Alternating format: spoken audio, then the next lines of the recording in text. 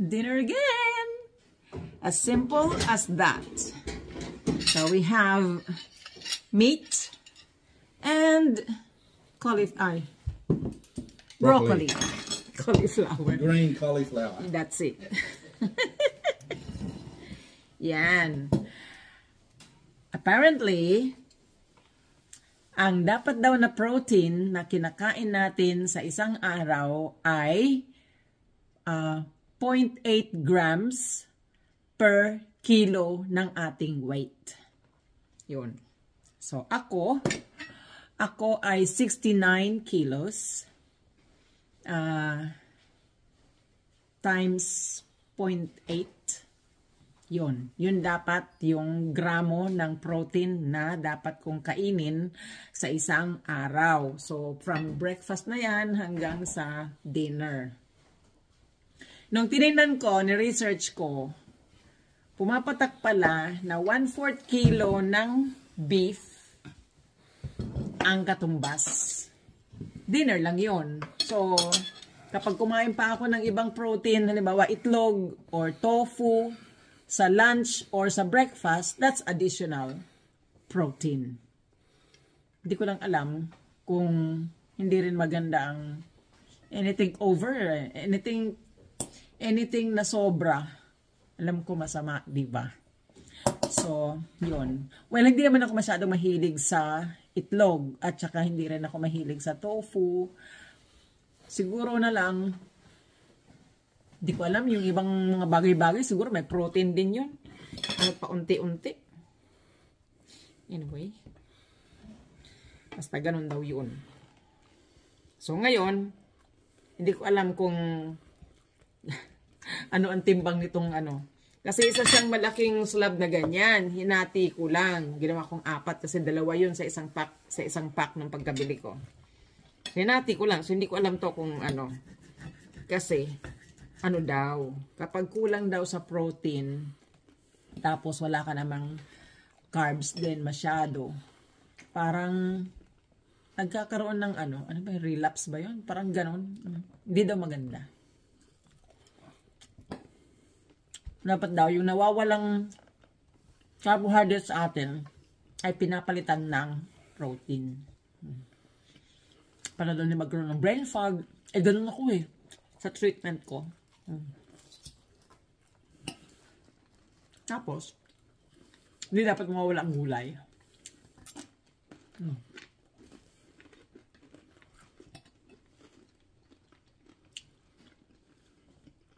Ito, ni-stir fry ko lang siya sa olive oil with butter. Tapos, powder garlic, pepper, at saka salt. Yun lang.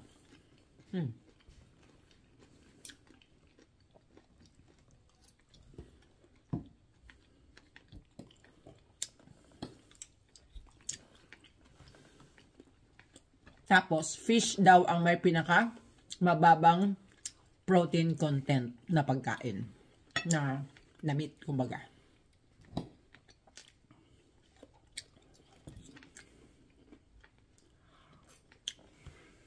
Sa manok, lumalabas quarter din ng manok. Ay.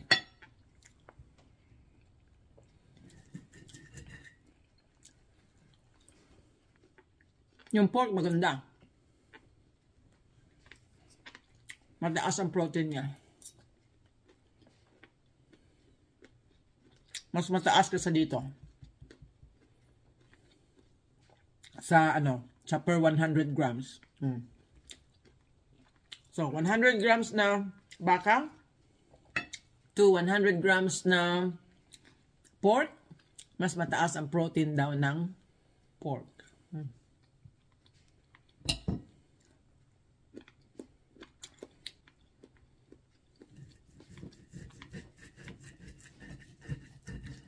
Mag-research kayo, guys. I-research nyo na lang. Andiyan naman lahat yan kay Google. Kayo basta nagpapaniwala sa akin.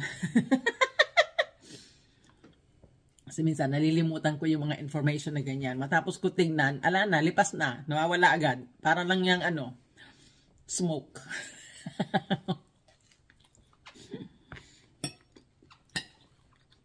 Ako, nakakailang beses akong pabalik-balik kay Google. Kasi nalimutan ko.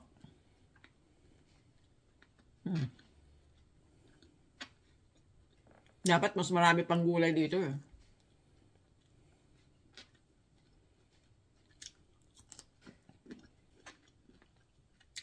Yung chapsoy. Maganda yung chapsoy na gulay kasi puno siya ng cruciferous na gulay. Cruciferous ay ito. Ito, broccoli, cauliflower, saka yung asparagus, saka yung ano pa ba? Asparagus, saka yung cabbage. Yan, mataas yan. Eh, di ba, yun ang sangkap ng ano, cabbage, tas pwede mo rin lagyan nito, di ba? Yun ang sangkap ng yung sinabi ko.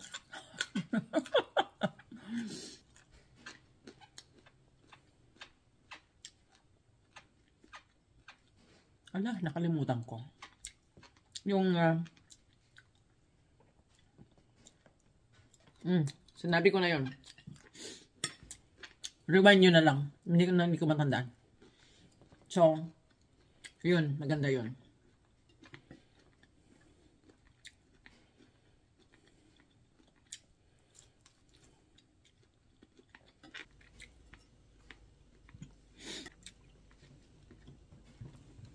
Tapos guys, instead na magkanin kayo, mag-potato na lang kayo, o di kaya, yung bang nilaga, di kaya, ano, ang tawag dito eh, sweet potato. Mas mainam pa.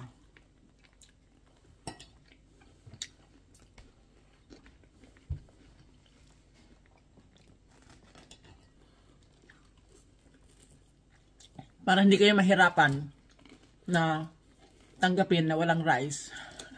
Dahil mahirap.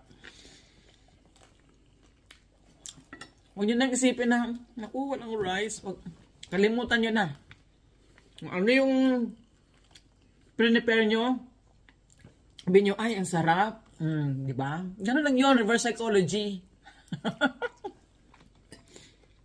Ay, kakaiba to, okay to. Di ba? Matikman nga. Dapat excited ka. Lagyan mo ng ano, excitement. Ano lang yun?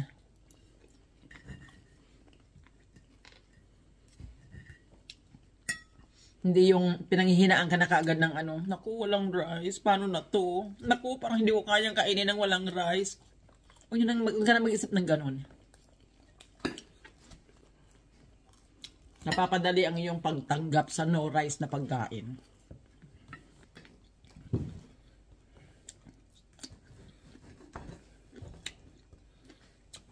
Sayang lang dito, mahirap hanapin ang ano, kamote na kagaya sa atin.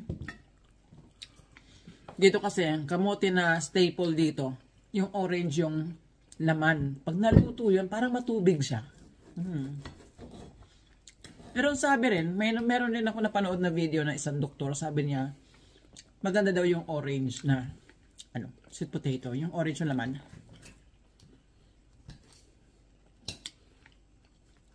Siguro, gano'n na nga. Tanggapin na lang. Healthy din naman. Ang yun lang ang available, di ba? So, magpapabili na ako ng sweet potato. At para hindi siya masyadong maging matubig, siguro i-steam ko na lang siya. Yung singaw lang talaga. Steam talaga. Hindi laga. Hindi submerge sa tubig. Ihiwain ko na siya into big pieces. Para hindi naman siya malamog. Tapos steam ko siya. Good idea. Yan! Ganyan lang. Maging creative tayo. Huwag natin anuhin ang sayang kasi hindi na ako makakain ng rice. Sayang kasi binawal pa sa akin ng rice. Ganun. Mag-isip ng positibo. Malutong pa.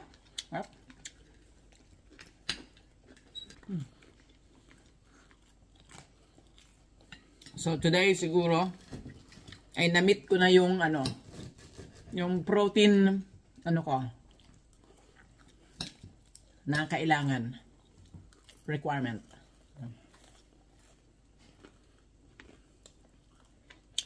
Kasi kaninang lunch nag-ano rin kami, lobster, diba? Nilibre kami ng biyanan ko. Diba? Bait ng biyanan? Hindi lahat ng biyanan ay dragon. Ang biyanan ko mabait.